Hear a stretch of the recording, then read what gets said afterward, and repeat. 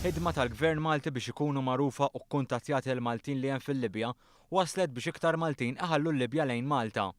Tkellem dwar dan il-Ministru tal-Affarijiet Barranin George Vella waqt il-programm Sibt il-Punt. Aħna kuntattjana l-Maltin kollha li kienu fl-area ta' Tripli li għandna id-dettalji tagħhom u offrinlhom kollha il-min irid jiġi madal-katamaran. Fil-programm li ffoka dwar is-sitwazzjoni fil-Libja, il-Ministru Vella żvela li għaddejja ħidma flimkien mal-Kummissjoni Immigranti biex jinġib mill-Libja it-tifel ta' Eritrean li bħalissa jinsab f'pajjiżna. Dan wara li l-mara tiegħu mietet waqt li kienet qed tivvjaġġa fil-Libja. It-tifel ta' 3 snin baqa' waħdu u għamlulna appell biex naraw kif ħanġibuh ħannaqqaħu missieru. U rrid ngħid li innandiem il-bieraħ b'kuntatti anke mal-Kummissjoni Immigranti biex nippruvaw nsibu Libja. Il-tifel qiegħed il-Libja qiegħed anzjuh,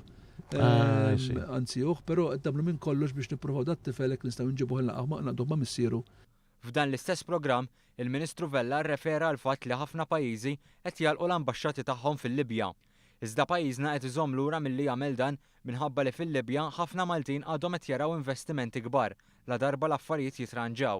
Li aħna nibqgħu nappoġġaw l-identità tal-Libja għaliex wara kollox jekk l-affarijiet jirranġaw, aħna rid ikollna l-wiċċ nerġgħu mmorru hemmhekk u nerġgħu nagħtu lin-negozjant Malti l-fakultà kollha biex jiġi aċċettat, li jiġi rispettat u jkompli bin-negozju tiegħu.